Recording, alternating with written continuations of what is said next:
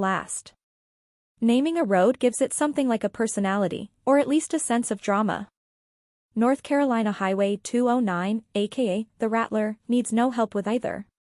Its two-lane pavement ripples north-south in the mountains near the Tennessee border, traversing just over 36 miles of forest in the process. When it's not shimmying along cliff edges or rappelling into a tight ravine, 209 is shotgunning through narrow valleys dotted with churches and plots of corn. Some sections are so darkened by the tree canopy that shadows are rare on cloudless days, others offer breathtaking skyline views. Not all of those miles are famous. The Rattler's unofficial beginning sits roughly 12 miles north of 209's southern terminus, at the intersection of North Carolina State Route 1334, next to an old gas station and general store. Ride the Rattler, the sign reads. Starts here. Next 24 miles. 290 curves. The sign center holds a drawing of a snake and a grinning skull. At the bottom, in smaller type, are the words Ferguson Supply, the name of the store, and Rattler shirts inside. Some people like their fun roads with drama, a story, and a t-shirt, others just want corners and straights and to get on with it. Because he likes all of the above but also stupid jokes, your narrator simply left that intersection at full rip while making a face like Graham Hill and dreaming up nerdy sports car riffs on movie titles, two-lane t-shirt, Apex through the gift shop, etc. Colin Chapman, the engineering genius and master pitchman who founded Lotus Cars, would probably have liked all of this. Dead since 1982, Chapman built his company on a mix of relentless innovation and staggering disdain for the status quo. Above all, he believed in the sales power of a good image, regardless of whether it aligned with reality.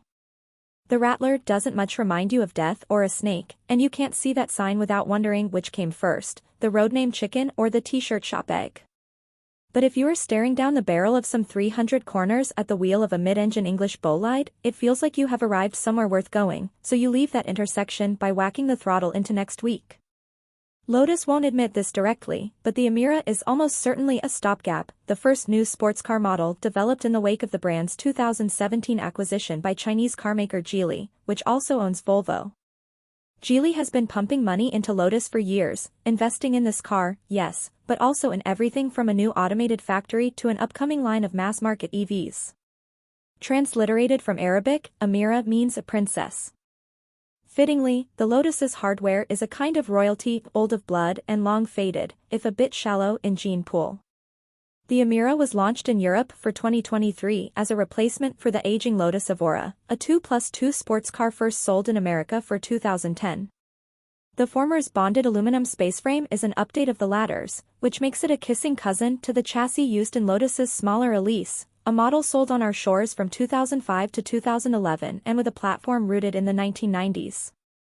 The body is a raft of influences, some McLaren here, a dash of Ferrari there, doses of seashell, lady hip, eel, manta ray, clam, Volvo.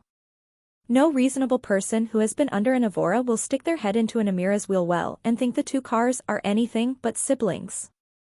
The Toyota-sourced 400 horsepower 3.5-liter V6 and the 𝙍𝙠𝙞𝙣𝙧𝙚 6-speed manual transaxle are essentially Evora carryover pieces.